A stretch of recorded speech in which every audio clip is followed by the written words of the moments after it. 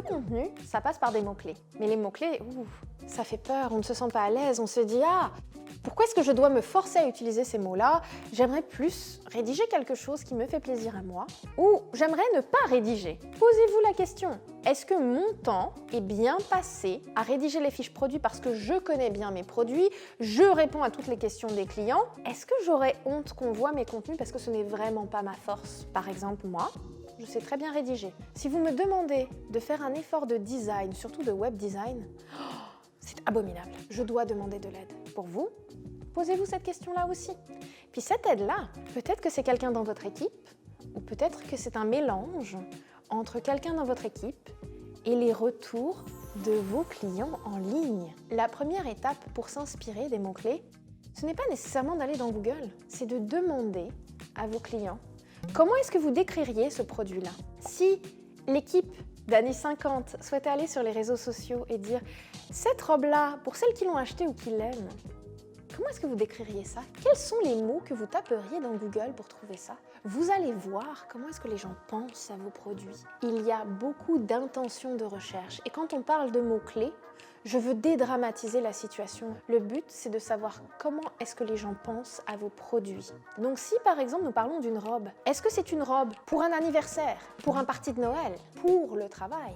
Donc posez-vous la question de pourquoi? À quel problème est-ce que mon produit répond? Si on passe aux bijoux, on va trouver des types de boucles d'oreilles. Il y a des couleurs, il y a des matériaux. Est-ce que ces boucles d'oreilles sont faites au Québec? C'est important de le dire. Est-ce que ces boucles d'oreilles sont faites à Montréal? On cherche des boutiques, tout comme le reste des services, proches de chez nous, même si elles sont en ligne. Donc pensez-y, la touche locale aussi est importante dans les mots-clés. Annie 50, c'est une marque qui est reconnue sur Google. C'est quelque chose qui est maintenant un mot-clé. Annie 50, c'est quelque chose qu'on cherche. Les robes d'Annie 50, c'est quelque chose qu'on cherche. La boutique en ligne est recherchée.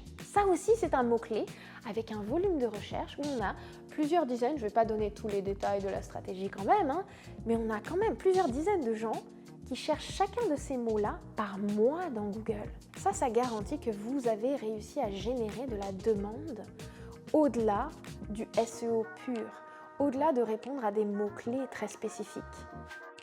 On est conscient que Annie 50 est quand même recherchée, mais on n'est pas encore assez satisfaite. On voudrait que ça soit encore plus recherché, mais non seulement recherché, mais trouvable. C'est-à-dire qu'on veut être partout. Dès que le mot vêtements, mode québécoise, design, robe sortent, on veut être là pour que les gens savent que c'est nous les meilleurs. Les liens externes, c'est très important, c'est ce qu'on appelle un backlink. Donc c'est un lien qui pointe vers un site web.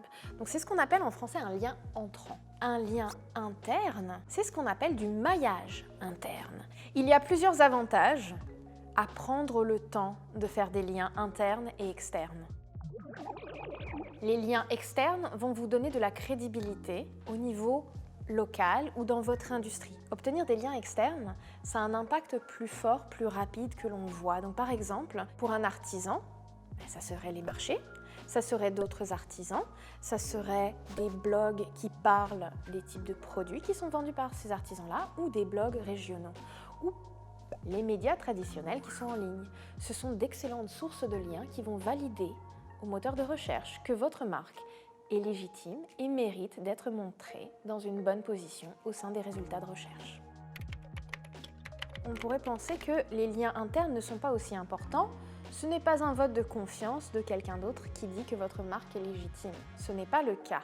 Les liens internes sont très importants. Si vous vous demandez pourquoi est-ce que votre nouvelle collection ou vos nouveaux produits ne sont pas aussi visibles, il se peut que vous n'ayez pas pris le temps de créer des portes d'entrée pour le robot pour qu'il puisse accéder à ces nouveaux produits.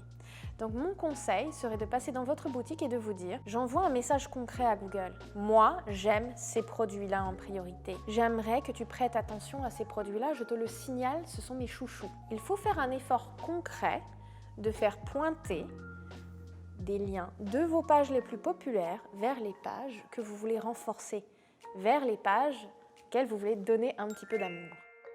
Merci, j'adore mon travail, sérieux, j'adore ça. Me présenter. Très bonne question. Non.